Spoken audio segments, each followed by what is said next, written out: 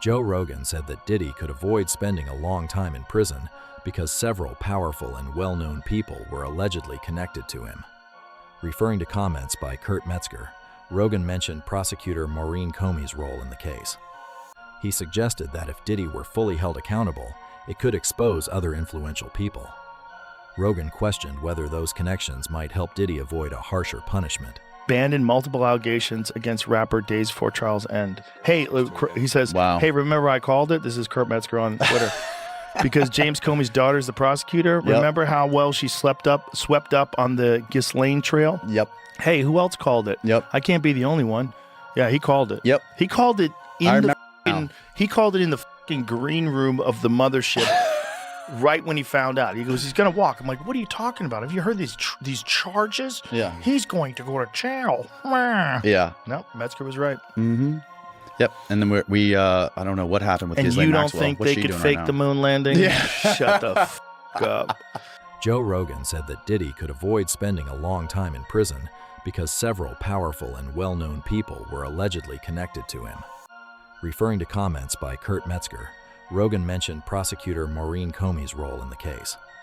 He suggested that if Diddy were fully held accountable, it could expose other influential people. Rogan questioned whether those connections might help Diddy avoid a harsher punishment. Bro, where's the videos? They were telling us that videos are going to come out, incredibly high-profile people doing horrendous things, evil things. People are going to go to jail. People are going to be shocked. Yeah. Where? Right. Nothing. Well, like, zero. My thing about the Diddy thing is like, I don't really give a f. These people are they're of age. They're like 18 years old. And is it what he's doing, trying to like use people and leverage them into do these weird sexual things and like sick shit, just the most sick shit you could possibly think of. But like the way I look at it is these people are using this Diddy stuff. All it does is like take away from the real child that's going on with like underage kids, right? There's like what 300,000 something like missing kids. Like talking about Diddy and his oil parties with these 18-year-olds. Like, do I think it's good? No. I want to beat up their dad, but other than that, I don't really give a if there's like 18 to 19-year-olds that are doing this stuff, as long as they're not being like actually like physically. In an old interview, Diddy talked about politicians playing the gangster game and said he had already played those games himself. At the time, he seemed to be talking about politics and voting. But after the recent allegations against him, some people have started looking at those comments differently. As more well-known names have been mentioned in connection with the case, many have gone back to the interview and wondered if his words had a deeper meaning. When we get down to the local elections, when we get down to the school board, we get down to the judges and the justices, that's so confusing for us. We've never played this game. This is another level of gangster. But I played this game before, you know? I started in 2004 with Vote or Die, and this is the evolution of that thought, of that empowerment, of that independence. As several major allegations against Diddy were dismissed, his legal team continued defending him in court. His lawyer argued that the recorded encounters involved consenting adults, role play, costumes, and stage lighting, and said the videos were private recordings made for personal use, not for sale. The defense claimed this kind of content is protected by the First Amendment and should not be considered a crime. They also said there was no financial purpose behind the recordings, so the charges were not appropriate. However, prosecutors strongly disagreed and continue to challenge those arguments in court. I'm going to read you something from their brief. Listen to this. They say, freak-offs and hotel nights were highly choreographed sexual performances involving the use of costumes, role play, and staged lighting, which were filmed so Combs and his girlfriends could watch this amateur pornography later. Pornography production and viewing of this sort is protected by the First Amendment and thus cannot constitutionally be prosecuted. So what they're saying is, look, if you want to use the Mann Act to prosecute people who are moving prostitutes across state lines for commercial transactions, which again is what it's usually used for, that's one thing. But here, there's no commercial purpose. Diddy lost money. He ended up paying the prostitutes. The films were never distributed to anybody. The defense is saying it was for his pleasure and the pleasure of people who may have been participating. So they're saying, look, this is like any be OnlyFans. It could be anything like that. And all of that is constitutionally protected and shouldn't be prosecuted. There have been several old public moments involving Diddy that people have looked at again after the recent legal proceedings. One clip, often shared online, is from a charity auction where Diddy jokingly bid on the chance for someone to spend time with him at one of his Saturday night parties. At the time, the audience laughed because they saw it as a joke. But after the allegations against Diddy became public, many people watched the clip again and said the comments now seemed much more disturbing. 3 nights for you, Sharon. 3 nights. 3 nights. Full room and board. Another thing is unlimited. If we become friends, you can stay for a long time. This is just a start. This is just a start to raise money for the kids. We didn't even talk about Miami. We may go from the Hamptons to Saturday, New York to Miami. You may show up a month late. 100,000? 100 right there, my man, I right got there. 100 in the back. Another interview that people often talk about is Diddy's appearance on Conan O'Brien's show. During the interview, Diddy explained how much planning went into his parties and said they were very important to him. At the time, the conversation was fun and lighthearted. But after the accusations against him became public, many people looked back at the interview and saw it in a different way.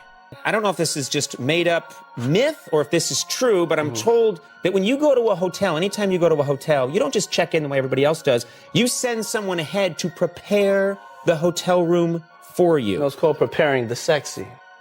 Preparing the sexy. Yeah. What's preparing the sexy? I mean, when I walk in, I definitely take pride in being the originator of the preparation of the sexy. Yes. Yes, and that's candles. I like candles. I like tuberose.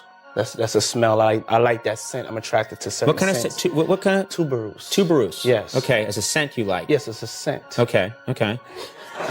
Tuberose. Yes. I like lilies. I like white orchids. Roses, things of that nature. I'm into baths. So I like my bath at the right temperature. It's just little things that I personally like. I work hard and I like my room to be sexy. Sure. You like to prepare the sexy, is what you're saying. You can't just count on the sexy. Prepare the sexy. You have to make sure you go through the proper measures to make sure that your sexy is there when you arrive. Even though many old videos of Diddy have gone viral, most of the court case has focused on the allegations made by Cassie Ventura. Joe Rogan questioned why those viral clips and past interviews received less attention than the specific charges discussed in court. He said that public conversations often go much further than what is actually part of the legal case. Rogan also noted that many people expected a much bigger case because of years of rumors about Diddy and his celebrity lifestyle. Instead, the trial has mostly focused on the evidence related to the charges that prosecutors officially brought. I mean, it seems like what's going on is just like this weird cultish thing where they slowly get creep closer and closer and closer to this thing. Like, oh, I'm here now. All these famous people are here. They're doing this. Like elaborate parties, yeah. Lots of money, everything you want. The golden carrot at the end of the stick. Right. So the thing is, he's not even being charged for any of the things you just brought up. He's not being charged for blackmail, right. Which is kind of crazy because, what did they do? Why did they tell us that there was all these videos of all these high-profile people and then silence, and then it never comes up once during the trial? There's none of that stuff in the trial. In the trial, it was his ex-girlfriend Cassie. They were talking about, so he's up for these 2 charges left, and it's like prostitution, something. It's like nothing stuff. Over the years, Diddy has often been seen showing affection toward male friends and artists in public. Many interviews, event clips, and behind-the-scenes videos show him hugging, complimenting, or speaking warmly to them. One of the most shared videos features Diddy interacting with rapper Meek Mill, and some people online described the exchange as unusually flirtatious. Supporters say this was simply part of Diddy's outgoing personality, while critics believe these moments look different after the allegations and ongoing legal case against him. What's up, King Son? Man, you doing it, man. You deserve it, Daddy. You putting in that work. Proud of you. I love you. Yeah. Joe Rogan has also talked about the music industry and the many major scandals it has faced over the years. He mentioned the case involving R. Kelly as an example of how serious allegations have surfaced in the entertainment world before. Rogan said these cases remind people that being famous does not put anyone above the law. At the same time, he stressed that public opinion should be kept separate from the legal process because accusations are not the same as evidence presented in court. Out there. Bro, I think those rappers did some wild shit. I mean, it was, especially in the 90s. Music business. It's a lot of people. It's not just the music business. It's like, it's the extortion business. Well, I mean, the rap game was crazy. That's a thing a lot of people don't realize is like, back in the day, especially like early rap game, you weren't just going to play at, what's the random theater that you would play in LA? What's like a big theater? I'm trying to think. The Orpheum or something like that. The Wiltern. Some guys were explaining to me, it was like, you would play at the local hood club. There was like a hood club that you could perform at. And then that was owned by the local drug dealer that was washing money there. Right. So this is where the idea of like checking in comes from. Have you heard of this term? Yes. Like checking in was basically like, hey, I want to make sure we're good because you're going to pay me. And if I don't check in, you might rob me because you're putting me up at the hotel and you know everything that's going on and you're dealer. So you don't play by the rules. Right. When you come to Houston, you're checking in with certain people. Mr. Prince. Yes, sir. Mr. Prince. Yeah. You don't got to check in. After Diddy was arrested and the allegations about his parties became a major public story, more people began sharing experiences they claimed to have had with him.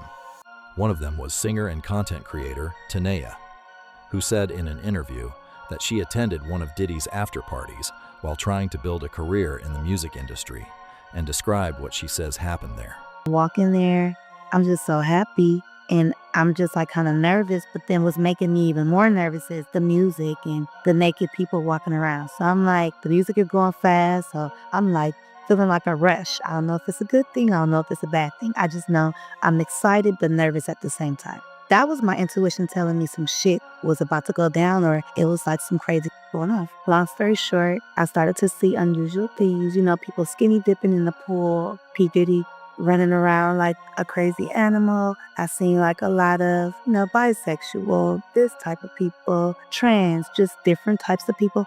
And I love everyone. I've been in the industry, so like I don't discriminate on nobody. I love a lot of gays. I love anybody who is happy, anybody who is positive. But when it started to get kind of crazy, I feel like I don't want to attach myself to that type of stuff. Okay, ladies and gentlemen, for all those in London that don't know what happens to the white man when he comes to a P. Diddy party, this is what happens to the white man.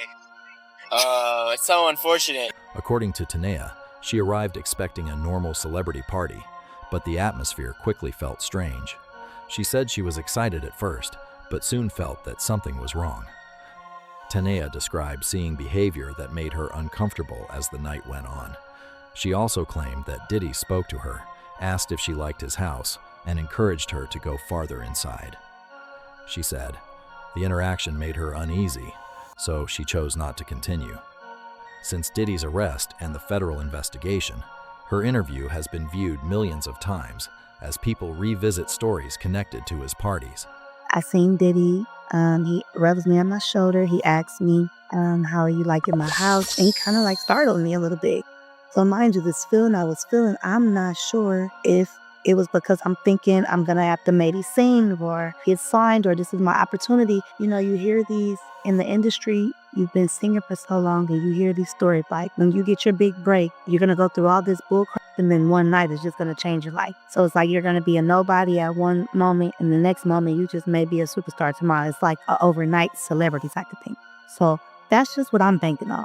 But then I get something different from Diddy. When he comes to me and he's rubbing on me and he's asking about, do I like his house? I'm feeling like a dark energy, like in his eye. And I'm like, why is it giving scared? Like he's trying to, with his power, like, how are you liking my house? Like anything you want, let me know. And then he tells me, go in the house. So after a while, he's watching me with the friends. Everybody is just watching me. According to his testimony, Sheree Hayes took part in several private gatherings with Cassie Ventura and Sean Combs over a number of years. He later testified in court as a witness, where he shared details about those events and explained what he personally said he saw during his interactions with them. My name is Sheree Hayes, and I was part of the freak-offs with Cassie Ventura and Sean Diddy Combs. It lasted from September 2012 to approximately March of 2015. I estimate somewhere between 8 and 12 times. According to his testimony, Sheree Hayes was later called to testify during Diddy's federal trial about what he personally experienced. Hayes said he usually worked as an entertainer for private events and believed this booking would be like any other. He explained that a woman contacted him to provide entertainment for what was described as a birthday party. But when he arrived, he quickly realized the atmosphere was very different from the events he normally attended. We also get calls for private parties. So I just got a standard call that night where a woman called me up and said, hey, it's my birthday, and my husband says I can get some entertainment for me and my friends. I got a location, a time, and showed up with my dance bag ready to do a little strip tease. And when I opened the door, I ended up opening up to a woman in a bathrobe, and it was, for me, probably the most attractive woman that I've seen in person. Hayes testified that before the event started, he was given detailed instructions about his role and what was expected of him. He said the directions were very different from what he normally received at private events and made the situation feel unusual. According to his testimony, he was also paid a large amount of cash before anything began. Hayes told the jury that getting paid up front made him realize this was not a normal booking, and he described it as one of the most unusual jobs of his career. Of bachelorette parties, and I'm walking in thinking I'm coming into a crowd of people. But I walked into this very dimly lit room by candlelight, and what was the most odd thing was all of the furniture was covered in sheets. And she immediately explained to me the circumstances, that she was trying to set a sexy scene, that me and her were gonna sit on these couches and put baby oil on each other in a suggestive way. And at some point, her husband would come out and watch. But I'm not supposed to acknowledge him, look at him, have any eye contact. We're supposed to do our best to act like he's not even there. So it was way out of my comfort zone. My initial feeling was to question, but the minute I was told what was expected, she handed me a stack of money, essentially $2,000 for what was asked of a baby oil massage. It was something I was gonna give a go. Hey, look, I'm an opportunist, right? So I get a stack of money, I got this beautiful woman here. According to Hayes, one person stayed mostly out of sight during the event, and he was told not to speak to or acknowledge that person.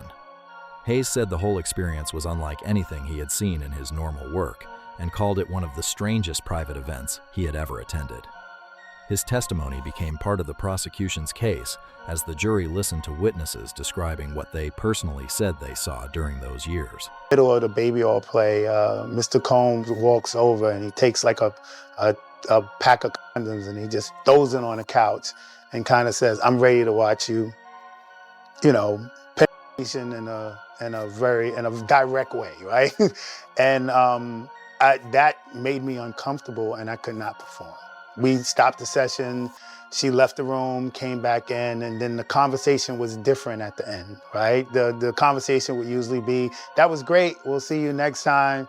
And the conversation this time was, well, we appreciate your privacy and being discreet, and thank you so much. And I just read between the lines, like, oh, that didn't go too well. And the next time I ended up in any scenario with them being mentioned or involved is I'm sitting with federal investigators. As the investigation into Diddy continues, more people from his past have been speaking about their experiences. One of the most talked about interviews featured former celebrity bodyguard Big Homie CC on Piers Morgan's show. During the interview, he said he believes the situation involving Diddy is much bigger than what the public knows. Big Homie claimed that Diddy organized private parties attended by wealthy and influential people, and suggested that many details have still not been revealed. Well, Piers, let me ask you a question. From your journalistic perspective, have you ever noticed how in this industry, people untimely meet their demise as soon as somebody else seems like they're having a problem? Have you ever seen that before? Well, there was, of course, the case of one of his other ex-girlfriends, Kim Porter, who died of pneumonia at a very young age. You've just referenced your own situation with pneumonia that you believe was deliberate poisoning. Do you believe that may be what happened to her? Why are so many people coming down with pneumonia? Why is that happening to everybody? What is that about? Where have you ever seen this many cases of pneumonia associated with one situation? So, He also said that speaking publicly about the case can be dangerous and claimed he has received several threats during his career. During the interview, Big Homie said he once experienced pneumonia-like symptoms, which drew attention because Diddy's former partner, Kim Porter, was reported to have died from pneumonia. However, there is no public evidence linking those two events. Big Homie also mentioned a lawsuit that includes his name and said the claims in it do not match what really happened. His interview has led to a lot of online discussion, with many people wondering what else might come out as the investigation continues. He was the party guy. He was the person who lined up the parties and festivities for a lot of guys a lot more wealthy and affluent than him.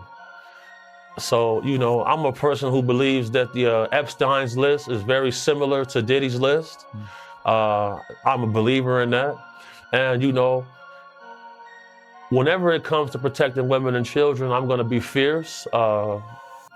Big ups to my sponsor, Stallion Gear, for putting up funds to help us go out and help people. I want to salute Michael Franzese because he's probably the only famous person who donated to our campaign for protecting women and children, going down to the orphanages. As more lawsuits have been filed against Diddy, the legal battle has grown into a public fight over trust and credibility.